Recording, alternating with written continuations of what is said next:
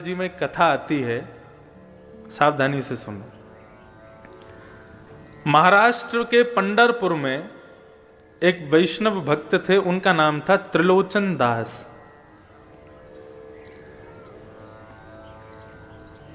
अपनी युवावस्था में ब्याह के बाद उनको कोई संतान नहीं हुई, तो वो निश्चिंत रहे, चिंता नहीं की। उन्होंने कहा श्री पंडरीनाथ भगवान ने हमको संतान नहीं दी, क्यों? क्योंकि पंडरीनाथ भगवान हमारे पुत्र हैं, वे ही हमारे पुत्र के रूप में हैं, इसलिए हमको उन्होंने कोई संतान नहीं दी। ऐसी भावना वो रखते थे। किसी वैष्णव संत की उन्होंने कथा सुनी, उस कथा में गौ ब्राह्मण संत सेवा, इसको सर्वाधिक श्रेष्ठ जान करके उन्होंने संत सेवा शुरू कर दी अपने घर में। तो रोज क्या करते थे, अपने घर के बाहर खड़े हो जाते। जो पंडरीनाथ भगवान, विट्ठल भगवान, पंढरपुर का नाम सुना है आप लोगों ने? पंढरपुर में भगवान कृष्ण का अद्भुत मंदिर है। वहां पर भगवान कृष्ण दोनों कमर पर ऐसे भुजा रख करके और ईंट के ऊपर खड़े हुए हैं। उनका नाम है विट्ठल, श्री विट्ठल भगवान। भगवान कृष्ण का ही स्वरूप है। एक पुंडलीक नाम का उनका भक्त था। वो अपने माता पिता की इतनी सेवा करता था कि उसकी सेवा से प्रसन्न होकर के भगवान उसको दर्शन देने गए।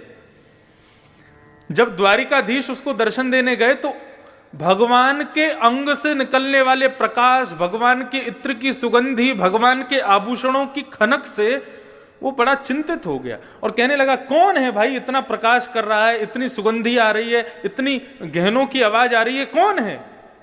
तब लक्ष्मी जी ने कहा, पुंडलीक भगवान आए हैं तुमको दर्शन देने। वो अपने माता पिता के चरण दबा रहा था। तो उसने कहा, मैंने तो बुलाया नहीं भगवान को, क्यों आए हैं? बोले, भैया तुम्हारी माता पिता की चरण में भक्ति इतनी दृढ़ है, उसको देख करके भगवान आए हैं। तो बोले, इनको पाने के लिए थोड़ी करता हूं, अपने माता पिता को सुख देने के लिए करता हूं। लक्ष्मी बोली, जिसके द्वार पर भगवान जाते हैं वो भगवान को आमंत्रण करने के लिए सिंहासन देता है। ठीक है तुम सेवा कर लो, लेकिन भगवान को कोई आसन तो दे दो, खड़ा होने के लिए, बैठने के लिए। पुंडलीक बड़ा चिंतित हो गया, ये और मेरे सिर पर बला आ गई है। भगवान को बोल रहा है, बुलाया है नहीं, अपने आप बिन बुलाए मेहमान बन के आ गए, अब घर पे और बैठेंगे मेरे आके। तो अब उसको कोई आसन नहीं मिला, तो पैर दबाते दबाते उसको एक नीचे ईंट मिली, तो उसने ईंट को खिसका दिया, ले लो आसन, खड़े हो जाओ इस पे। रुक्मणी जी को गुस्सा आ गया, भगवान का हाथ पकड़ लिया, बोले बिल्कुल नहीं रुकोगे यहाँ पे, ऐसा अपमान करने वाले भक्त के यहाँ रुकेंगे हम? भगवान के नेत्र सजल हो गए, बोले अब तो इसको दर्शन दे के ही जाऊंगा मैं, ये जब तक सेवा से मुक्त नहीं हो जाएगा तब तक यहीं खड़ा रहूंगा। और जैसे कोई प्रतीक्षा करता है, किसी का इंतजार करता है, ऐसे ही भगवान उस ईंट पर खड़े हो गए, दोनों भुजाओं को कमर पर रख के। आज भी वो पंडरीनाथ भगवान आज भी ईंट पर खड़े हैं। ऐसा अद्भुत मंदिर पूरे भारत में नहीं है।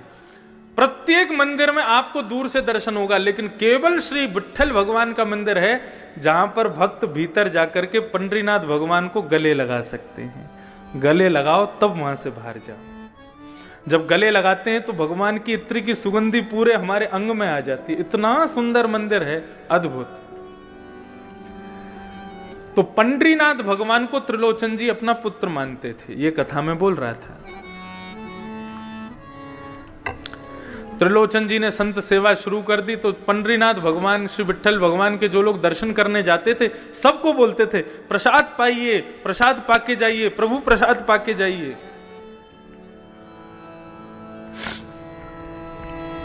अच्छा, एक मैं नियम आपको बता के जाऊं।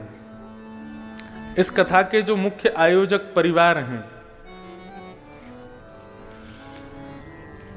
इस कथा के रूप में हम आपको कुछ दे पाए नहीं दे पाए, ज्ञान दे पाए नहीं दे पाए, हमें नहीं पता आप कितना ले पाओगे या हम क्या दे पाएंगे।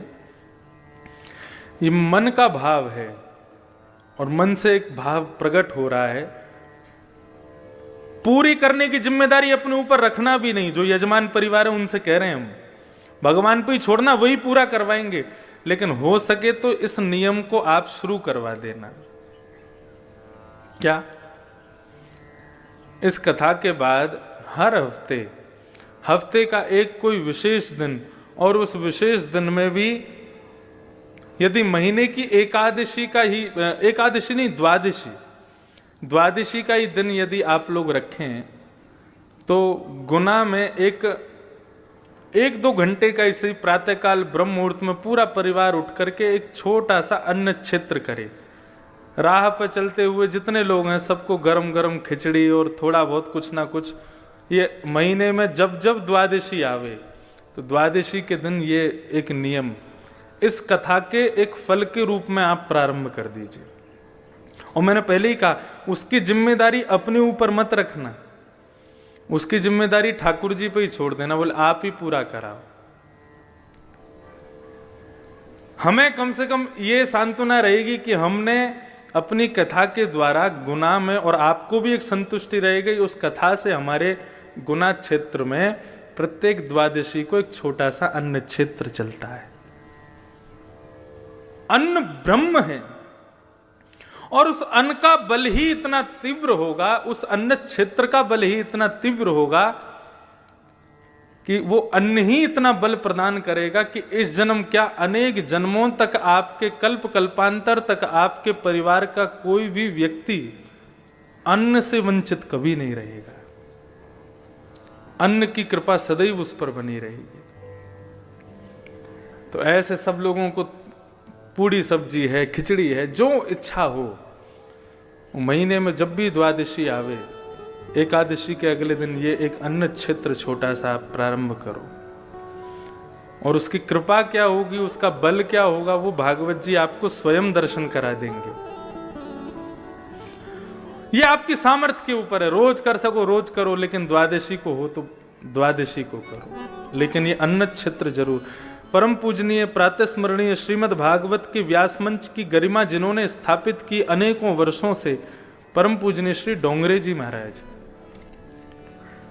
उन्होंने जहां जहां कथा शुरू की वहां वहां अन्न क्षेत्र शुरू कर दिए, और आज तक उनके अन्न क्षेत्र चल रहे हैं। तो भागवत कथा का सबसे बड़ा मूल्य यही है कि व्यक्ति उस क्षेत्र में जहां भी कथा हो वहां अन्न और ज्ञान, इन दोनों से कभी वंचित ना रहे, यही भाव। तो त्रिलोचन जी सबको बुलाते थे, प्रभु प्रसाद नाम रखा था अन्न क्षेत्र का, बोले सब लोग आओ प्रसाद पाओ प्रसाद पाओ।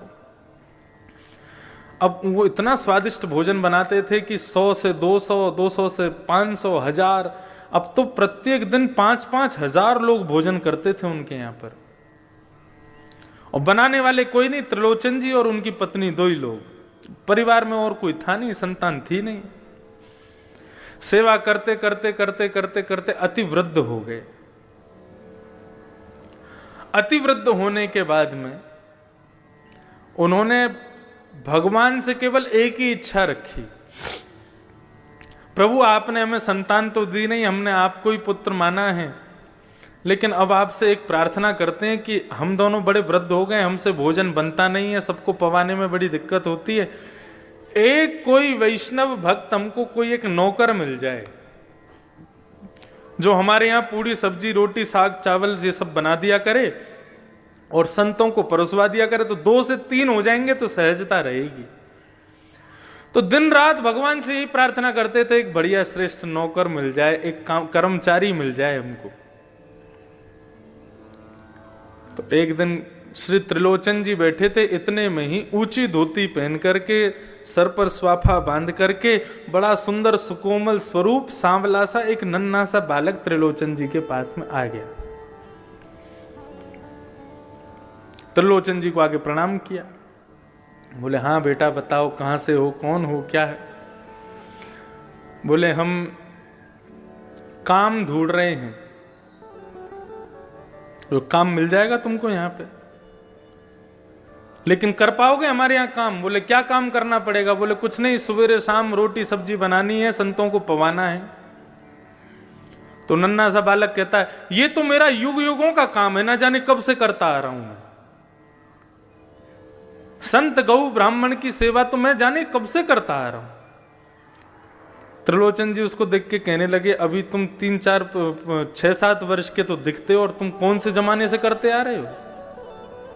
अब वो कैसे बता मैं, वो तो भगवान है, भगवान तो हमेशा से गौ ब्राह्मण संत सेवा करते आ रहे हैं।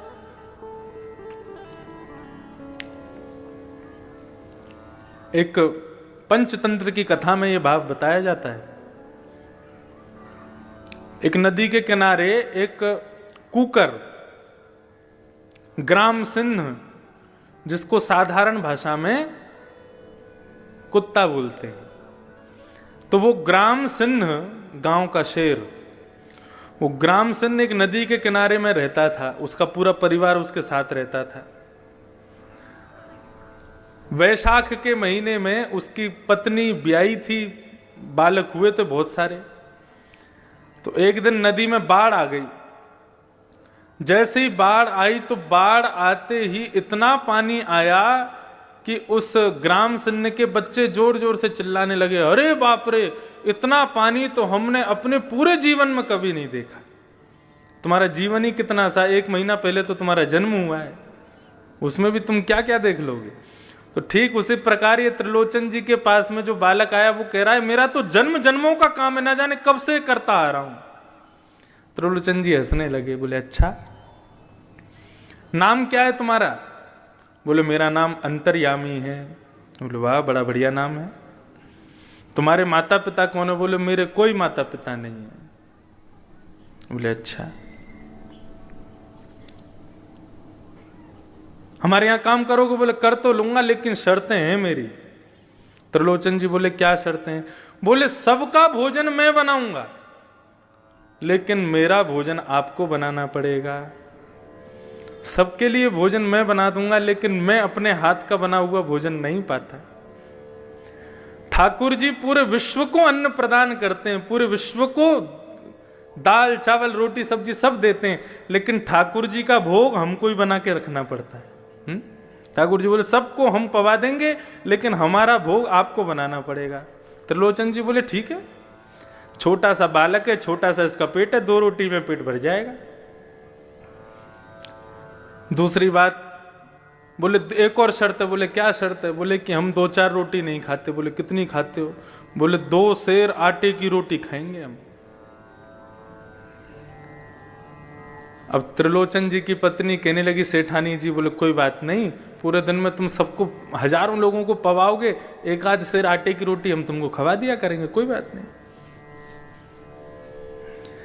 बोले एक और शर्त है। बोले तीसरी शर्त क्या है? बोले तीसरी शर्त यह है कि हम जितना भी खावें आपको खवाना पड़ेगा। कभी अगर ये बोल दिया बहुत पेटू है, बहुत खाता है, तो मैं छोड़ के चला जाऊंगा, मुझको कभी टोकना नहीं।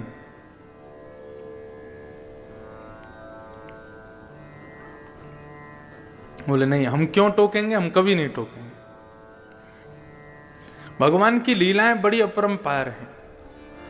आप लोग कभी उदयपुर की तरफ जावें, राजस्थान, तो वहां हमारे श्री गोवर्धन नाथ भगवान विराजते हैं, श्रीनाथ जी। उनका स्वरूप कैसा है? एक भुजा ऊपर, दूसरी भुजा कमर पे। सबने चित्र में तो दर्शन किए, लेकिन मध्य प्रदेश छत्तीसगढ़ के लोगों को बहुत कम पता है नाथ द्वार के बारे में।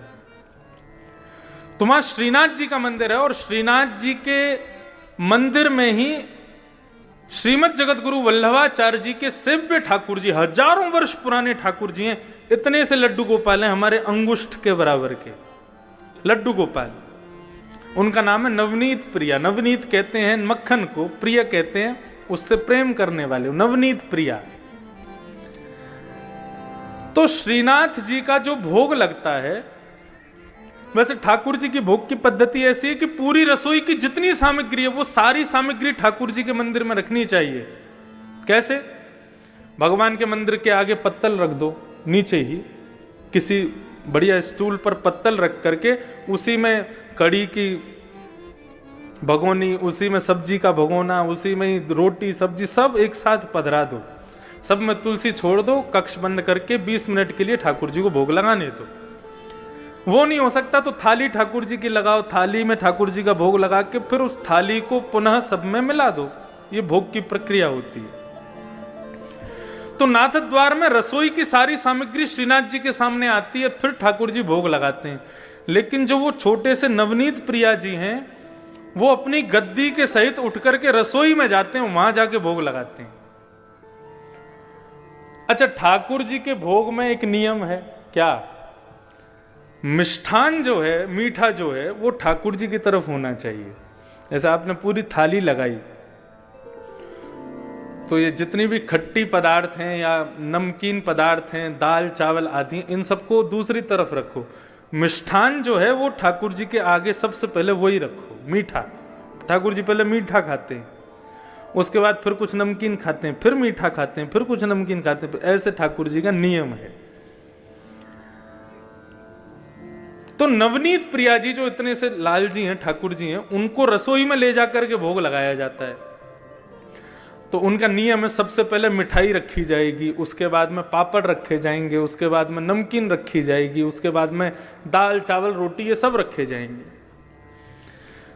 तो एक दिन पुजारी जी से गलती हो गई, ठाकुर जी की सिंहासन के आगे उन्होंने कड़ी रख दी, मिठाई की जगह कड़ी रख दी, और कड़ी रख दी और मिठाई रख दी दूर कहीं पर, मिष्ठान खीर आदि कुछ होगा।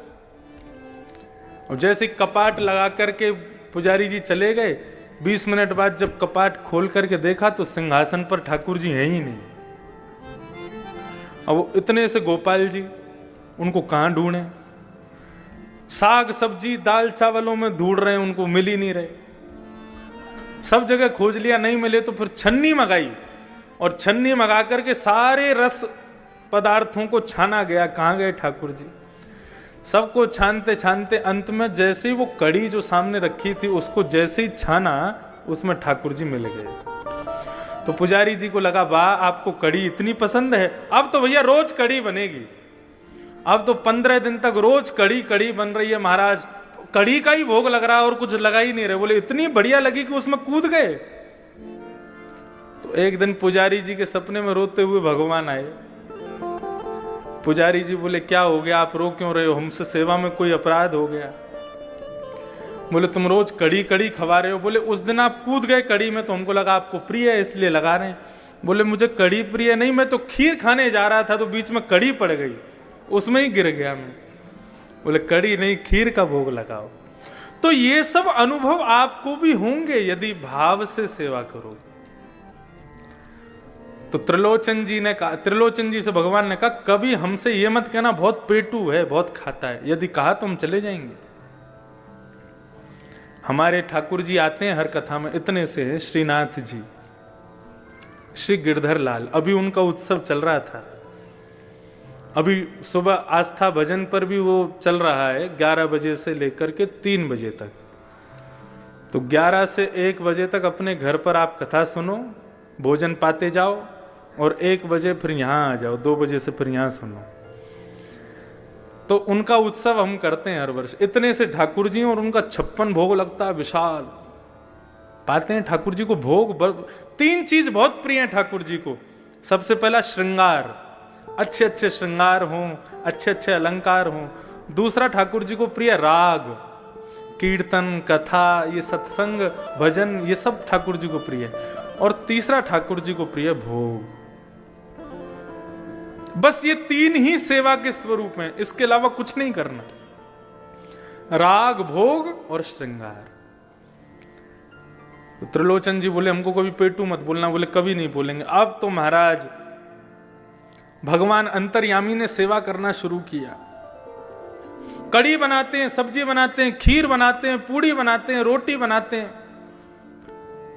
अकेले बैठ करके बनाते हैं, और सब संतों को पवाते हैं, सबको पवाते हैं। सब लोग अपनी उंगली चाटते रह जाते हैं, ऐसा स्वाद। और सबसे बड़ी कमाल की बात तो ये कि कितनी भी पंगत आ जाए, कभी भी सब्जी कम नहीं पड़ती। और सबको पवाने के बाद फिर ठाकुर जी स्वयं बैठते हैं। सेठ सेठानी पूरे दिन बना बना के खिलाते हैं, पूरे दिन खाते ही रहते हैं। रात्रि में अपना भोग आदि से निवृत्त होकर फिर मालिश करते हैं, तेल लेकर के त्रिलोचन जी के पैर दबाते हैं, हाथ दबाते हैं, शरीर की पूरी मालिश करते हैं। वर्षों से सेवा कर रहे अंतर्यामी भगवान, उनकी सेवा से त्रिलोचन जी की वृद्धता चली गई, बिल्कुल युवा जैसे दिखने लगे। आस पड़ोस के सब लोग कहने लगे, बोले महाराज तुम्हारे यहाँ बढ़िया नौकर आया है, तुम्हारे दिन बदल दिए। देखना बुढ़ापे के बाद युवावस्था आ गई तुम्हारी तो। लेकिन सेठ जी की पत्नी को सब कहने लगे, सेठ जी पर बड़ी कृपा की है तुम्हारे सेवक ने, लेकिन तुम अब भी वृद्ध हो, तुम अब भी बुढ़ी हो, क्यों? बोले सेवा इनकी करता, हमसे तो करवाता है वो। पूरे दिन रोटी बना बना के खिलाना पड़ता है उसको। बहुत पेटू है, बहुत खाता है। जैसे ही ये बात कही है, भगवान अंतर ध्यान हो गए। शाम का समय हुआ, त्रिलोचन जी और उनकी पत्नी ढूंढ रहे हैं, बेटा अंतर्यामी कहां हो? पूरा घर खोज लिया, कक्ष खोज लिए, गली खोज ली, मोहल्ले खोज लिए, लेकिन नहीं मिले। इतने व्याकुल हो गए, अपनी पत्नी से पूछने लगे, तुमने कुछ कहा था क्या उसको? बोले नहीं, मैंने तो कुछ नहीं कहा। तो फिर कहां गए? कहीं तुमने गलती से पेटू है, बहुत खाता है, ऐसा तो नहीं कहा? बोले कि मुझसे अपराध हो गया, मैंने अपनी सहेलियों से कह दिया था। ओहो। बस उसी बात को ध्यान करते हुए भगवान के मंदिर में गए। श्री पंडरीनाथ भगवान ईंट के ऊपर खड़े हैं, दोनों भुजा रख करके। त्रिलोचन जी रोने लगे, भगवान के चरणों में प्रार्थना करके बोले, आपने संतान नहीं दी, हमने स्वीकार किया। आपने परिवार नहीं दिया, हमने स्वीकार किया। लेकिन आपकी कृपा से एक वैष्णव भक्त नौकर मिला था हमको, अंतर्यामी। हमसे अपराध हो गया, वो हमें छोड़ के चला गया। प्रभु हमें कुछ नहीं चाहिए, हम जीवन पर्यंत उसको देख देख करके जी लेंगे, लेकिन कृपा करके उसको वापस बुला दो। ऐसा कहकर के त्रिलोचन जी जैसे ही रोने लगे, भगवान से देखा नहीं गया और सामने खड़े हुए पंडरीनाथ भगवान ही अंतर्यामी के रूप में प्रकट हो गए और सेठ जी को अपने हृदय से लगा दिया। बोले, गौ ब्राह्मण संत सेवा के लिए कोई सेवक आपके घर नहीं आता है। यदि संत सेवा में किसी की अति निष्ठा है तो उसको मेरा ही स्वरूप मानिएगा, वो मैं ही आया हूं। साधारण मानव की संत में कभी इतनी निष्ठा नहीं हो सकती। मेरा ही अंश उसके भीतर जाकर के संत के प्रति निष्ठा को प्रकट करता है, वो मैं ही था।